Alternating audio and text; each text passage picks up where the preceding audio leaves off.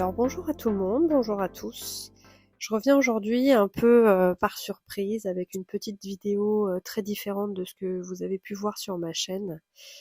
Donc après une très très longue absence, j'ai pensé à un nouveau format, plutôt sous forme audio, pour tout simplement vous partager des pensées sur certains sujets qui me viennent à l'esprit et qui sont importants pour moi, qui me semblent en tout cas importants.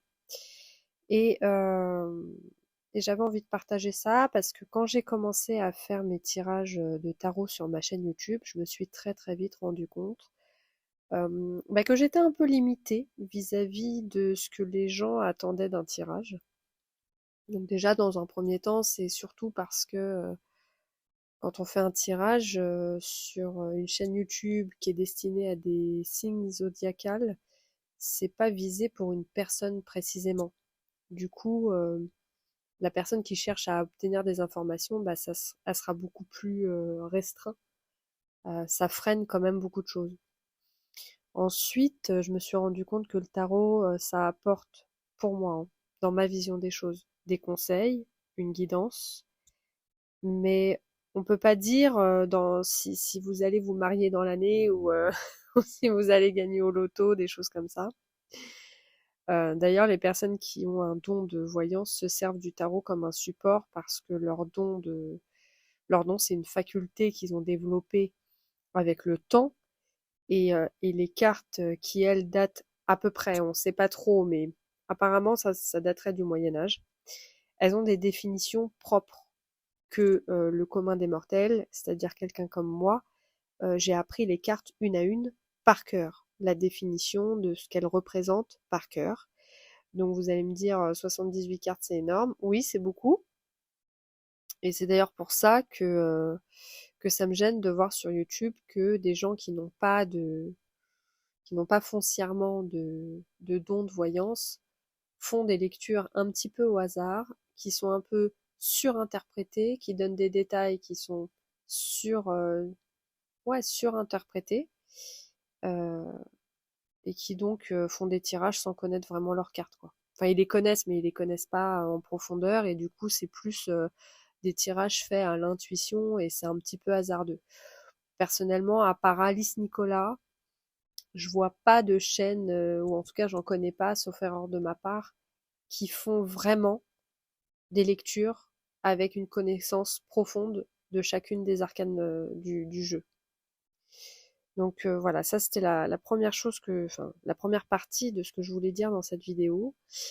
Pour moi, le tarot, c'est tellement large, c'est tellement vaste qu'on peut pas se limiter à 12 signes astrologiques parce que c'est trop juste en fait, c'est trop court, même si ça donne quand même un aiguillage, une petite lumière ou quelque chose qui peut vous aider, c'est quand même sympa parce que j'étais la première à faire la même chose. C'est pour ça d'ailleurs que j'ai lancé cette chaîne YouTube, mais à la période où je l'ai lancée, j'essayais de faire à peu près entre 12 et 24 vidéos par mois.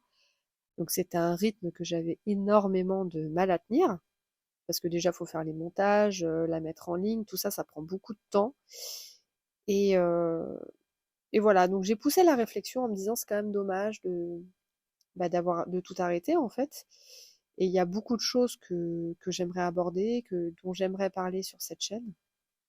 Donc pour vous résumer un petit peu les choses, euh, pour moi, je pense qu'il est quand même plus simple pour quelqu'un d'aller regarder 20 petites minutes sur YouTube d'une vidéo qui va leur parler de ce qui peut potentiellement arriver dans la vie des gens, voilà, dans un avenir relativement proche, plutôt que d'essayer de comprendre ce qui bloque vraiment dans la situation dans laquelle les gens se trouvent.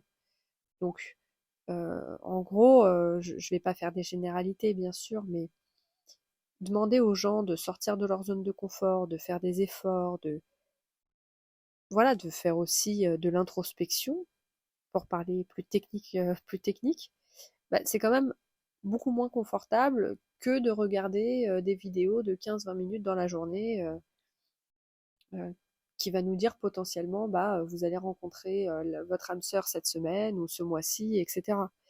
Donc voilà, j'ai beaucoup beaucoup de choses à dire sur le sujet et pas que ce sujet-là parce que j'ai plein d'autres exemples de de sujets à aborder en vidéo, comme les rapports hiérarchiques dans la vie sentimentale, enfin familiale ou professionnelle, parler des séparations et des rencontres amoureuses, parler de l'argent, qui est un gros sujet. Enfin voilà, enfin, ce qui compose un petit peu la vie de tous les jours. Et bon, je vais pas vous cacher que ça va pas devenir, enfin j'espère pas, une chaîne de podcast sur le développement personnel, parce que déjà je suis pas psychologue, je suis pas coach en développement personnel.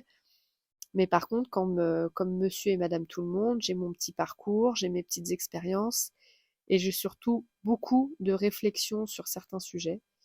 Donc voilà, s'ils peuvent en éclairer certains, bah, je trouve ça cool. D'ailleurs, j'ai remarqué que sur TikTok ou sur les réseaux sociaux en général, ça réconforte quand même beaucoup les gens de voir que d'autres personnes vivent de la même façon qu'elles ou qu'elles traversent les mêmes moments de vie qu'elles, les mêmes problèmes, les mêmes habitudes. Voilà, ça apporte du réconfort. Donc je me suis dit bon, eh ben peut-être que sur ma chaîne aussi, je vais pouvoir apporter du réconfort aux gens. Je trouve ça très sympa. Donc voilà, on verra comment ça avance, mais en toute bienveillance, j'aurais bien aimé que dans les commentaires, vous puissiez me dire ce que vous aurez aimé avoir comme sujet pour commencer ces vidéos sous format audio, donc comme un podcast.